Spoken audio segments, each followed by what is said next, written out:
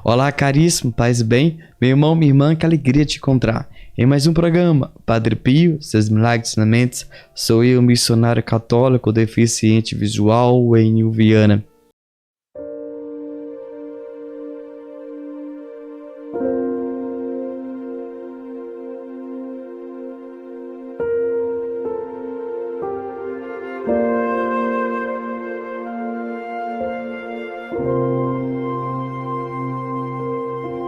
Na descrição desse vídeo está o link do nosso grupo do WhatsApp, onde você pode entrar e receber diariamente o nosso conteúdo. Vamos colocar também o link na nossa página do Facebook ou nosso canal no Telegram. E aqui na tela eu vou colocar o meu Instagram, onde você pode acompanhar o missionário também na descrição desse vídeo. Padre Pio me visitou e me curou. Irmãos e irmãs, nós precisamos cada vez mais buscar falar de Jesus Cristo e também daqueles que propagam, aqueles que vivem o Evangelho. E assim Padre Pio foi e ele fez maravilhas na vida desse fiel, desse que se tornou filho espiritual de São Padre Pio. E é por isso que nós precisamos cada vez mais falar de Cristo, onde nós estiver, onde nós for, e dizer do amor querigmático de Cristo que cura os enfermos e liberta aqueles que estão na vida de prisão. Lembrando que esse relato foi retirado no nosso site, nós vamos colocar aqui na tela, também está na descrição desse vídeo. Preste atenção nesse relato, por favor. Padre Pio me apareceu, respondeu minha oração e fui curado. Num final de tarde, em viagem no trem que ia de Bolonha para Roma, comecei a conversar com um jovem rapaz sentado à minha frente. Fiquei sabendo que era um agricultor dos arredores de Pádua, que tinha aproximadamente 60 empregados e que no ano anterior vencera o torneio nacional de produção de trigo. Naquela época eu também era agricultor, aspirante durante parte do meu tempo, e enquanto, ao nosso redor, naquele trem expresso de executivos, as pessoas discutiam cartas de crédito, licenças de importação ou coisas semelhantes. Nós trocávamos interessantes ideias sobre valores comparativos de adubos orgânicos e químicos, pastos rotativos nas fazendas de criação de gado e outros assuntos campestres. Perguntou-me se de Roma eu deveria voltar diretamente à minha base de trabalhos em Milão. Respondi que não, que prosseguiria para o sul. Poderia saber qual o seu destino? Ele disse. Claro, respondi. Vou para um pequeno lugar do qual provavelmente você nunca ouviu falar. San Giovanni Rotondo. Naquele tempo, essa cidade ainda não tinha se tornado famosa, nem mesmo na Itália. Ele olhou para mim, tirou uma fotografia da carteira e disse: Padre Pio? Eu peguei minha carteira também, tirei uma fotografia e respondi: ele mesmo.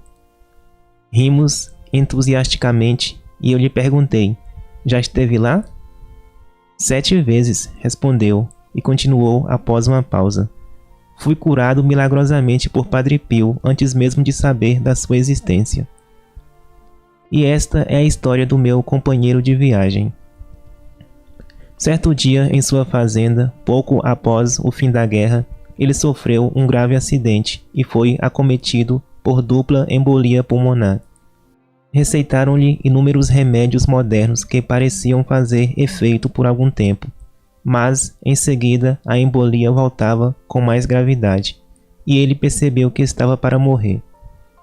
Era jovem e forte e não queria morrer ainda. Era também religioso e inteligente, e rezou de uma forma que eu nunca tinha ouvido alguém rezar antes. Com toda a devoção possível, ele disse: pedi a Deus que permitisse que alguém mais digno do que eu intercedesse por mim. Era uma oração extraordinária, que teve uma resposta igualmente extraordinária. Tive, continuou, aquilo que só posso definir como uma aparição. Um frade com barba à minha cabeceira. Ele se inclinou e colocou a mão em meu peito. Sorriu e desapareceu. O jovem entendeu imediatamente que tinha sido curado, e para espanto dos médicos, isso foi plenamente confirmado. Mas ele não falou com ninguém sobre a aparição, exceto com sua mãe. As pessoas pensariam que eu era louco ou neurótico, explicou. Assim, ele e sua mãe mantiveram o segredo do rei e deixaram os médicos e os outros com suas hipóteses. Ambos perguntavam-se, entretanto, quem seria o frade em questão, e concluíram, com bastante naturalidade, que devia tratar-se de algum santo do passado. Passaram-se vários meses. Certa manhã, meu companheiro de viagem foi a Pádua tratar de negócios com o senhor, que depois resolveu convidá-lo para almoçar em sua casa. Assim que entrei na sala, disse meu companheiro, fiquei petrificado, porque ali na parede havia não um quadro, mas uma fotografia do frade que me aparecera. Perguntou ao dono da casa quem era o frade. A resposta e a descrição de Padre Pio, ouvidas durante o almoço, fizeram com que o jovem, dinâmico como era, partisse na mesma noite de trem para Foggia. Chegou por volta de 4 horas da manhã seguinte, atordoado pela viagem improvisada e estranha. Encontrou um táxi na estação e chegou à pequena igreja de San Giovanni Rotondo, exatamente a tempo de assistir à missa de Padre Pio, às 5 horas da manhã. Quando o Padre Pio subiu ao altar, ele disse: eu não tive mais dúvidas. Aquele era, com absoluta certeza, o frade que apareceu em resposta à minha oração. Isso ocorreu no meio do inverno, quando não havia o aglomerado de pessoas que costumavam viajar durante o ano todo para San Giovanni Rotondo. Assim, em vez de precisar esperar vários dias para a confissão, a maneira mais fácil de poder conversar com o Padre Pio. O jovem conseguiu confessar-se naquele mesmo dia. Aqui no trem, disse meu companheiro, posso assegurar que ainda revivo toda a emoção daquele momento. Padre Pio abençoou-me e eu me confessei. Depois, no final, Padre Pio perguntou-me, com a voz mais natural do mundo: e agora, diga alguma coisa sobre seus pulmões, como estão? Obrigado, padre, respondi. Estão perfeitos. Foram examinados através de radiografias? Sim, padre. Ótimo, graças a Deus, e Deus o abençoe. Você se admira, perguntou-me o jovem ao terminar seu relato, de que eu continuasse a viajar a San Giovanni Rotondo ou de ainda arrepiar ao contar novamente este fato? John McCaffrey. Irmãos e irmãs, paz e bem. Você percebe que houve um diálogo dentro de um trem, de um metrô. Eles estavam indo para o mesmo destino local, São Giovanni Rotondo, iam reencontrar Padre Pio. Então percebe-se que houve uma conversa. Só que no início a conversa não era Padre Pio, não era Jesus, não era Nossa Senhora, não era as almas do purgatório, não era os anjos. Mas eles falavam do assunto que interessava a si próprio naquele momento, naquele instante. Só que, passado o tempo, falou de Jesus, falou de São Padre Pio. Nós precisamos entender uma coisa. Caminhando, andando em um ônibus, pagando uma conta, fazendo compra no mercadinho, em uma farmácia, eu posso falar de Jesus? Sim. Eu preciso falar do amor de Cristo? Sim. Nós vemos que as pessoas machucadas, elas muitas das vezes ela fere a pessoa. Mas nós não podemos nunca ser assim.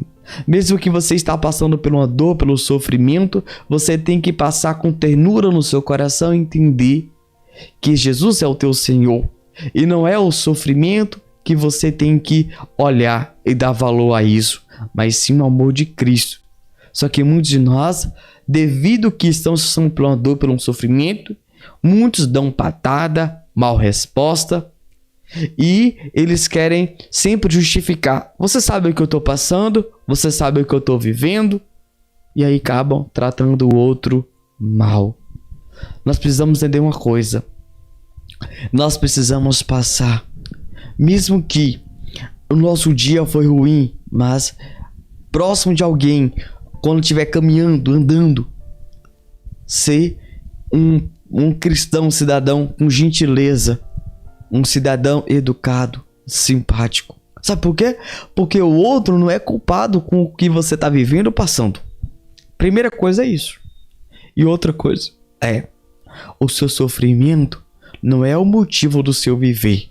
E o motivo do seu viver sempre foi Jesus. Mas mesmo que você passe pela dor hoje, amanhã vai vir a alegria. E se você hoje fere ele ou ela, amanhã ele pode te ferir. Então, trate-o bem hoje. Trate bem ela hoje. Nós precisamos sempre ser assim. Cada um de nós, na coisa mais simples, nós precisamos aprender isso. Mas se imagine você viajando, você caminhando, você fazendo compra. Sempre tem uma brecha, tem uma oportunidade de falar de Cristo. Então use isso ao seu favor. Seja um cristão, seja um cidadão que busca o melhor para todos, até para si mesmo.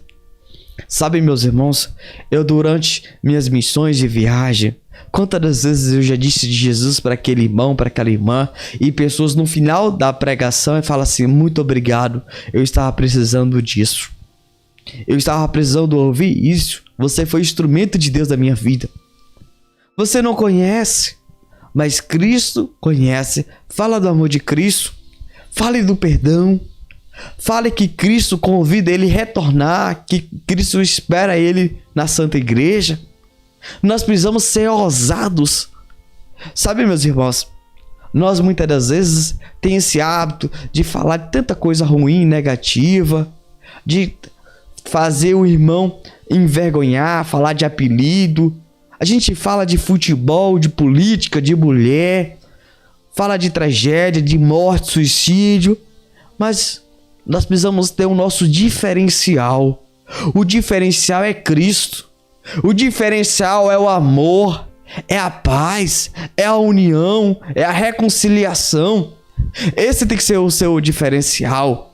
E aquele irmão, aquela irmã que talvez estava ali fazendo compra, estava fazendo um pagamento, estava viajando, talvez triste, decepcionado. Talvez ele vai para um velório, talvez ele está fazendo compra ali para um velório. Eu não sei não. Talvez ele está fazendo compra para a mãe que está doente, para o pai que está doente no hospital ou em casa, debilitado. E você falar do amor, sabe? Aquele irmão, aquela irmã vai falar assim: obrigado, você me deu força para esse momento difícil que eu estou passando e estou vivendo. Ele vai ser grato por você eternamente. Ele vai olhar bem assim: eis ali um grande cristão, um grande profeta, um grande missionário de Deus, porque ele foi usado pelo Espírito Santo de Deus. Porque você não sabe, eu não sei como o outro tá, como o outro, se tá bem ou se tá ruim. Mesmo que ele tá bem, mas digamos que ele tá na vida de pecado, e você fala: ó, Cristo te convida a mudar de vida. Ele vai te agradecer. Se ele tinha, talvez, caso fora do casamento, se ele tava com a sexualidade ativa, no noivado, no namoro, ele vai largar. E se ele tava indo procurar falsas denominações, indo no espiritismo, no Umbanda, Candomblé, ele vai largar e procurar Jesus. Sabe por quê? Porque você falou com docilidade, você não o conhecia. Ele vai dizer: você não está julgando, você não está me condenando, mas está me convidando a libertar, a ser livre. E é isso, meus irmãos, nós precisamos dar ao irmão, à irmã, essa liberdade que é Cristo ressuscitado. Mas eu só posso dar se eu tenho. Você só pode dar se você tem. Você percebe que aqueles homens que estavam no trem, eles tinham visto o Padre Pio 7 vezes. E a pergunta que eu faço para mim, que sou missionário, eu que prego, eu conheço a palavra, eu pergunto é: Wênio, quantas vezes você reza? Quantas vezes você lê a palavra? Quantas vezes você reza um terço, um rosário, você reza uma novena, você faz um seco de Jericó, você faz 1000 Ave Maria, você faz uma adoração perpétua? É a primeira coisa que eu preciso falar. Porque, digamos um exemplo, você quer dar comida para alguém. Como é que você vai dar se você não tem ela pronta? Como é que você vai dar um dinheiro, Wênio, para alguém que precisa do dinheiro se você não tem? Você só pode dar o que você tem, meu irmão, minha irmã. Não adianta você querer pregar o evangelho, você quer dizer o evangelho, você não tem conhecimento. E a maior tristeza que eu tenho dessas pessoas que falam de Jesus, eles não conhecem nada de Jesus. Ah, eu acho, eu penso isso. Ei, não é o que você acha, não é o que você pensa, é o que Cristo deixou escrito. Na verdade, Cristo não deixou escrito, ele pregou e Marcos, Mateus, João, Lucas escreveu. Mas Jesus não escreveu nada. Isso é que é a verdade, é o fato. Mas o que Jesus deixou diante da tradição que ele falou, que ele viveu diante do seu colégio apostólico, os 12 apóstolos, o que ele deixou? É isso que nós precisamos professar. Não é o que eu penso, não é o que eu acho. E ali proclamar as maravilhas do Senhor. E quando eu digo de Jesus, eu digo de Padre Pio, Nossa Senhora, do Anjo da Guarda, aquele irmão, aquela irmã, no momento difícil, momento de tribulação, ele vai clamar, ele vai rezar, ele vai pedir um derramamento do Espírito Santo, a efusão do Espírito Santo. E é por isso que que há necessidade de eu falar, de eu pregar, de anunciar com a minha vida, com palavras. Talvez entregando um bilhetinho, entregando um santinho de Padre Pio, Nossa Senhora, e dizer, vem para a igreja, retorna, você que está afastado. Eis a necessidade, meu irmão, minha irmã, de você ter na sua casa um crucifixo, a imagem de Padre Pio, Nossa Senhora, seu anjo da guarda. Corrigindo, não existe imagem de anjo da guarda. Não existe não, viu? Pelo amor de Deus, não compra. Ah, existe São Miguel, Gabriel e Rafael. O resto é tudo esoterismo. Não compra não, pelo amor de Deus. Irmãos e irmãs, há essa necessidade. Então coloque na sua casa um crucifixo, a imagem Nossa Senhora de Guadalupe, Nossa Senhora das Graças, Aparecida. Coloque, isso é maravilhoso, porque aquele vai perguntar, que santa é isso? Aí você fala, Nossa Senhora. Você conhece? Não. Conta a história. Ah, essa imagem de quem? Padre Pio. Você conhece? Não. Vem cá, conheça. Aí você pega aqui, ó. Eu tenho aqui, ó, a novena de Padre Pio, reza. Maravilhoso. Eu tenho aqui a oração, fica com o bispo Padre Pio, reza. Então ele vai rezar, vai alcançar uma graça, um milagre, por culpa sua, porque você se tornou um intercessor, você se tornou um instrumento, que você deu a graça, você deu a graça santificadora pelo irmão, pela irmã. Você disse, você pronunciou. Porque quando eu vejo, desperta na pessoa uma curiosidade de querer conhecer, de querer pedir a intercessão e de querer saber o que ele viveu, como foi a sua vida. E aí ele vai apaixonar pelo Padre Pio, por Nossa Senhora, por Jesus, pelo Anjo da Guarda e rezar pelas almas do purgatório e pela conversão dos pecadores. Então, viva a tua fé, viva Cristo Rei em nossas vidas. Vamos colocar o card acima aí do programa Padre Pio, seus milagres e ensinamentos. Santo anjo do Senhor, meu zeloso guardador, se a ti me confiou a piedade divina, você me rege, me guarde, me governa, me ilumina. Amém. Deus abençoe e até o próximo programa. Em nome do Pai, do Filho, do Espírito Santo. Amém.